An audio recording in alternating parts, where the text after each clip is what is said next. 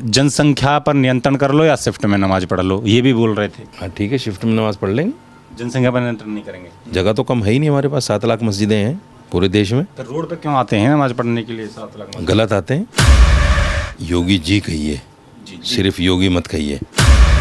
तो जनसेवक हैं या बाप हैं? रोड पे नमाज होती नहीं है क्योंकि रोड पाक नहीं होता। हिंदुओं को अब तो आज़ादी मिली है, 65 साल से तो हिंदू गुलाम था। पत्थर तो बरसाए हैं। पत्थर मुसलमान नहीं बरसाता। लेकिन अब राजा भैया कह रहे हैं कि ये सब कन्वर्टेड हैं, पहले सब हिंदू थे। सिया कहते हैं हम असली मुसलमान, सुन्नी कहते हैं हम असली मुसलमान। अब तो पाकिस्तान में भी हिंदू नाम रखे जा रहे हैं तमाम जगहों के, वहाँ क्या दिक्कत आ गई है? योगी ने कहा कि यूपी में अब खुले में नमाज नहीं पढ़ी जाती, लेकिन अगर आगे पढ़ी भी तो उसका इंतजाम बांध दिया जाएगा या फिर रोकने के लिए और भी कई रास्ते हैं। लेकिन उन्होंने इससे पहले एक बात और कही कि या तो शिफ्ट में नमाज पढ़ें या फिर जनसंख्या पर नियंत्रण करें। इस तरीके से कहते हुए मुस्कुराए। आज इसी मुद्दे पर बातचीत करने के लिए हमारे साथ मौजूद हैं मौलाना साजिद रशीदी जी। सर, हमारे चैनल पर आपका बहुत बहुत स्वागत है। बहुत शुक्रिया सर, पहला सवाल मेरा यही है कि खुले में नमाज पढ़ने में दिक्कत क्या है मुख्यमंत्री को? पहले तो आप योगी जी कहिए, सिर्फ योगी मत कहिए। जी लगाऊं? हाँ, वो एक प्रदेश के मुखिया हैं। आप तो ऐसा कर रहे हैं जैसे छोटे भाई से बात कर रहे हो। जी, एहतराम से नाम लीजिए। संत भी हैं वो, मुखिया भी हैं और संत भी हैं, इसलिए बाबा भी उनका आदर बनता है संत होने के नाते। रही बात नमाज की, नमाज जो है पढ़ी जा सकती है। अगर मौका हो तो ईदगाह में पढ़ लो। नमाज ज़्यादा हो नमाजी तो मस्जिद में जाके पढ़ लो, घरों में पढ़ लो। रोड पे पढ़ लेंगे तो क्या दिक्कत है? नहीं, वो रोड पे नहीं पढ़ना। क्यों पढ़ना रोड पे? रोड पे नमाज होती नहीं है क्योंकि रोड पाक नहीं होता। नमाज का जो बेसिक सिद्धांत है वो है जगह का, सबसे पहला उसूल है जगह का पाक होना। और जो लोग पढ़ते हैं बड़ी संख्या में, आपने देखे होंगे फोटो वीडियो जाते रहते हैं, गलत करते हैं। तो उन्हें जानकारी नहीं है अपनी। हाँ, बिल्कुल जानकारी नहीं है, या पहले सरकारों ने जिस तरह से फ्री हैंड दे दिया तो कर लिया लोगों ने। होता है ना, जब किसी को पीछे से बैक मिल जाती है तो आदमी बढ़ता चला जाता है गलत कामों में, फिर सोचता नहीं आदमी मैं कहाँ जा रहा हूँ, कैसे जा रहा हूँ, क्या कर रहा हूँ। तो वो हो जाता है। लेकिन अब समझ गए हैं लोग, इसलिए अब कोई मुसलमान जो है, जितनी भी ऑर्गेनाइजेशन है मुस्लिम या जितने मुस्लिम आलिम हैं, कोई इस बात का फेवर नहीं कर रहा है कि नई सड़कों पे नमाज समझ गए हैं या डर गए हैं? हाँ चलो मान लो डर गए हैं, मान लो। नहीं, एक तो होता है कि डर की वजह से नहीं कर रहे हैं, एक होता है कि हमारे ऊपर अत्याचार हो रहा है तब। नहीं, मान लो आप डर गए हैं, कोई दिक्कत। बताओ आप कैसा? अगर डर के भी आदमी सुधर जाए अच्छी बात है ना। मतलब ये सुधार रहे हैं बाबा। देखिए, जब तक बेटे के दिल में बाप का डर नहीं होगा, बेटा कैसे वो सुधरेगा? जनसेवक हैं या बाप हैं? जनसेवक हैं और पेरेंट्स भी हैं। जब प्रदेश के मुखिया हैं तो पेरेंट्स हैं भाई। कैसे आप कह सकते हो? अभिभावक हैं हमारे वो। आप कैसे कह सकते हैं कि वो नहीं उस श्रेणी में आते? प्रदेश का जो मुखिया होता है, देश का जो प्रधानमंत्री होता है, वो पूरी जनता का अभिभावक होता है, पेरेंट्स के दर्जे में आता है। इसीलिए उसको सम्मान के साथ उसका नाम लिया जाता है, इसीलिए उसको लोग सम्मान करते हैं। ऐसे थोड़ा ही। नहीं, आप तो डर गए हैं, फिर हिंदुओं में क्यों नहीं डर बना पा रहे हैं? वो सड़क पे इतना बड़ा जो है कावड़ यात्रा में जाम करके और इतना उपद्रव मचाते चलते हैं, वहाँ भी तो डर बनना चाहिए। हिंदुओं को अब तो आज़ादी मिली है, 65 साल से तो हिंदू गुलाम था। पहले मुसलमान आज़ाद था। पहले मुसलमान आज़ाद था, अब हिंदुओं को आज़ादी मिली है तो भाई आज़ादी में करने दो उन्हें कुछ। आपको क्या दिक्कत है अगर वो कावड़ यात्रा लेके जा रहे हैं, मूर्ति विसर्जन कर रहे हैं? करना चाहिए उनको। 80% की आबादी है, सरकार उनके फेवर की है तो करें, क्या हर्ज है उसमें? मुसलमान तो कोई एप्लीकेशन करता नहीं कहीं। आज तक 1947 से लेकर अब तक, जब तक देश बना है, किसी मुसलमान ने न कावड़ यात्रा के खिलाफ, न मूर्ति विसर्जन के खिलाफ, न रात में जो डीजे बजते हैं जगराते के, उसमें कभी कोई एप्लीकेशन की हो तो बता दो। पत्थर तो बरसाए हैं। पत्थर मुसलमान नहीं बरसाता। मुसलमान की भीड़ में कुछ राजनेता लोग, कुछ ऐसे लोग छोड़ देते हैं, वो झगड़ा तो वही कराते हैं ना। देखो, पब्लिक झगड़ा नहीं करती, ना हिंदू झगड़ा करता ना मुसलमान झगड़ा करता। ये झगड़ा तो राजनीतिक झगड़ा होता है। किसी भी पार्टी के मुखालफत में उसको नीचा दिखाने के लिए जो विपक्ष में पार्टियां होती हैं वो भेज देते हैं 5-10 लोग अपने, वो शुरू कर देते हैं, फिर उनके साथ में 50-100 लोग और लग जाते हैं, भीड़ उसी तरफ चल पड़ती है। तो ये राजनीतिक झगड़े हैं सारे। लेकिन बात सबसे बड़ी मेरी ये है सर कि मुसलमानों को कभी नमाज पढ़ने के लिए दूसरा रास्ते की बात करते हैं, कभी वंदे मातरम ज़बरदस्ती बुलवाते हैं। तो सब मुसलमानों के लिए बनाई जा रही हैं योजना कानून, या कुछ हिंदुओं के लिए भी हैं?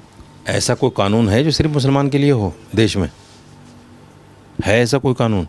आप बता दो अगर है तो। लेकिन कह रहे हैं कि यूपी में तो मुसलमान डरा हुआ है ना। नहीं नहीं, कोई डरावा नहीं है, कोई डरावा नहीं है, बिल्कुल डरावा नहीं है। लेकिन अब राजा भैया कह रहे हैं कि ये सब कन्वर्टेड हैं, पहले सब हिंदू थे। देखिए, अभिव्यक्ति की आज़ादी है हर इंसान को, और आजकल तो कोई कुछ भी बोल जाता है। आपको क्या लगता है? नहीं, गलत है, वो गलत बोल रहे हैं। ये जो रोज़ाना कन्वर्जन हो रहा है और लोग मंचों से खड़े होकर आह्वान करते हैं कि अगर हमें इंसाफ नहीं मिला तो हम मुसलमान हो जाएंगे, इनको कौन डरा रहा है? इन पे कौन तलवार रख रहा है? भीमराव अंबेडकर जी लाखों लोगों के साथ बुद्धिस्ट हो गए थे, किसने डराया था उनको? ये जो हिंदुओं के अंदर सामाजिक बराबरी नहीं है, ये जो छुआछूत है, ये जो जात पात है, ये तो मुसलमानों में है। नहीं, मुसलमान में नहीं है। शिया सुन्नी का विवाद रहता है।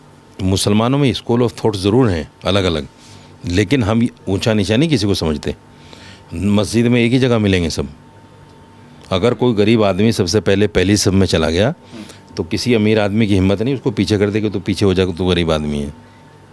आपके यहाँ तो कोई दलित मंदिर के टोंटी से पानी पी ले तो उसको मार दिया जाता है। अगर कोई घर में, वो तो लड़ाई सब में है। अब शिया कहते हैं हम असली मुसलमान, सुन्नी कहते हैं हम असली मुसलमान, उनमें भी तो विवाद है। नहीं नहीं नहीं, गलत। आप पढ़ के आओ, बहुत सारी वीडियोस मैंने देखी हैं। गलत, बिल्कुल ऐसा कुछ भी नहीं है। इस्लाम में जो स्कूल ऑफ थॉट्स है मुसलमानों में, वो ऐसे नहीं है कि ऊंचा नीचा दिखाने के लिए।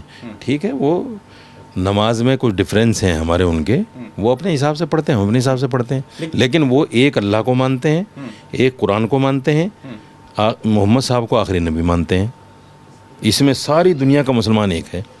आप लोगों की तरह नहीं कि वो उसको मान रहा है, वो उसको मान रहा है, वो उसको मान रहा है, कोई राम को पूज रहा है, कोई रावण को पूज रहा है। आपकी तरह नहीं। हमारे यहाँ पूरी दुनिया का मुसलमान एक अल्लाह को मानेगा, एक कुरान को, एक किताब को मानेगा। हाँ, कुरान हमारी किताब है। यही इस्लाम की सबसे बड़ी खूबसूरती है।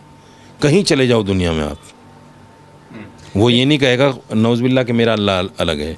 जैसे आप कह रहे हैं, लेकिन अब तो पाकिस्तान में भी हिंदू नाम रखे जा रहे हैं तमाम जगहों के। वहाँ क्या दिक्कत आ गई है? नाम रखने में तो नाम क्या रखे जा रहे हैं? चेंज कर करके रखे जा रहे हैं। जो सुन्नत नगर था वो संत नगर किया जा रहा है, जो इस तरीके से लाहौर के भी। ये तो सब राजनीति है, इसका धर्म से कोई लेना देना नहीं मेरे भाई। यहाँ भी तो नाम बदले गए हैं। नहीं, यहाँ तो कह देंगे कि योगी तो हिंदुत्व की बात करते हैं इसलिए नाम चेंज कर दिया। यहाँ तो विरोध हो गया था, अखिलेश यादव ने कह दिया था नाम चेंज करने से क्या विकास होता है? जो लोकतांत्रिक देश में है उसमें ये सब प्रक्रिया हैं, होती रहती हैं। ये कोई नई चीज़ नहीं है। योगी ने साथ में ये भी कहा कि जनसंख्या पर नियंत्रण कर लो या शिफ्ट में नमाज पढ़ लो, ये भी बोल रहे थे। हाँ ठीक है, शिफ्ट में नमाज पढ़ लेंगे, जनसंख्या पर नियंत्रण नहीं करेंगे। नहीं, वो तो आखिरी बात है ना उनकी। अगर आपको जगह कम पड़ रही है तो फिर नियंत्रण कर लो। जगह तो कम है ही नहीं, हमारे पास 7 लाख मस्जिदें हैं पूरे देश में। तो रोड पे क्यों आते हैं नमाज पढ़ने के लिए 7 लाख? गलत आते हैं, आना नहीं चाहिए। ताकत दिखाते हैं क्या? ये आप सोच सकते हैं। नहीं, मैं आपसे पूछ रहा हूँ। नहीं, ऐसा कुछ भी नहीं है, ऐसा कुछ भी नहीं है। क्यों ताकत दिखाएंगे? किसको दिखाएंगे ताकत? सरकार को दिखाते हो ना? कुछ ताकत दिखाने के लिए रैलियाँ होती हैं बड़ी बड़ी। हाँ, नमाज में थोड़ी ताकत दिखाएगा आदमी, ऐसा कुछ भी नहीं। लेकिन अब जब अखिलेश यादव लगातार एक बात कह रहे हैं कि अगर खुले में पढ़ लेंगे तो दिक्कत क्या है, वो भी तो आपका सहयोग कर रहे हैं। अब उनकी बात का समर्थन करते हैं आप? नहीं, हमें नहीं चाहिए ना सहयोग। ज़बरदस्ती के ऊपर ले पड़ रहे हो, हमें नहीं चाहिए सहयोग, बात ख़त्म। यूपी में तो आपके नेता बनते हैं वो। नहीं, हमारे नेता नहीं है। हमारे नेता ने, मुसलमान नेता कभी नहीं हो सकता वो। तो कौन है फिर ओवैसी आपके नेता? नहीं, हमारे नेता तो सारे हिंदू हैं। जवाहरलाल नेहरू से लेके नरेंद्र मोदी तक सारे हिंदू ही तो हैं।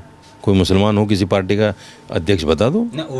ओवैसी तो कह रहे हैं ना कि हम तो एक दिन बुर्के वाली महिला को प्रधानमंत्री बनाएंगे। फिर आपकी बात तो कर रहे हैं, फिर नेता क्यों नहीं हुआ? मैं हूँ प्रधानमंत्री,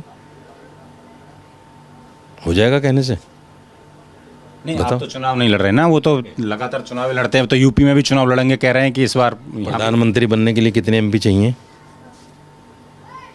कितने एमपी चाहिए? नहीं आ जाएंगे ना, लगातार जनसंख्या तो बढ़ी रही है, दिक्कत क्या है? एमएलए तो उनके आ नहीं रहे हैं, एमपी आ जाएंगे। कह रहे हैं 10 एमएलए दे दो यूपी में तो माहौल ही बदल देंगे। दे के देख लो, हिंदू दे सकता है, मुसलमान तो नहीं दे सकता।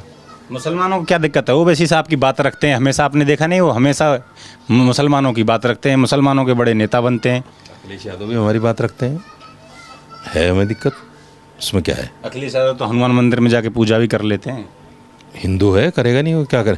नमाज थोड़े पढ़ेगा मस्जिद में जाके। हिंदू तो भाई हनुमान की पूजा करेगा या राम की पूजा करेगा। नमाज पढ़ लें अखिलेश तो क्या दिक्कत है? पढ़ ही नहीं सकते, वो कैसे पढ़ लेंगे? हिंदू कभी कोई नमाज पढ़ते हुए देखा है? नहीं, वो तो नहीं मानते ना हिंदू मुस्लिम वाला। ऐसा नहीं है कुछ भी, ऐसा नहीं है कुछ भी, ऐसा कुछ भी नहीं है। ये वो जो हिंदू है वो हिंदू है, पार्टी है, कुछ है, वो अलग बात है। तो योगी के इस बयान से, ऐलान से सहमत हैं?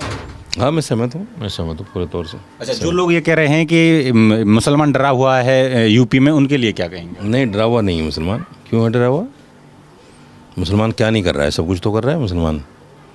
मुसलमान आना जाना कर रहा है, शादी ब्याह कर रहा है, कारोबार कर रहा है, नौकरी कर रहा है, सब कुछ तो कर रहा है मुसलमान। कहाँ डरा हुआ है? कोई दिक्कत नहीं। तो योगी के बयान से सहमत हैं आप? बिल्कुल सहमत, बिल्कुल 100%। खुले में नमाज नहीं होनी चाहिए? नहीं होनी चाहिए। खुले में नमाज नहीं होनी चाहिए। तो ये सर का कहना है कि जो योगी ने कहा कि खुले में नमाज नहीं होनी चाहिए, सड़कों को नहीं घेरना चाहिए, वो इस बात से कहीं ना कहीं सहमत दिखाई दे रहे हैं। आप लगातार हमारे साथ जुड़े रहिए और देखते रहिए खबर इंडिया। धन्यवाद।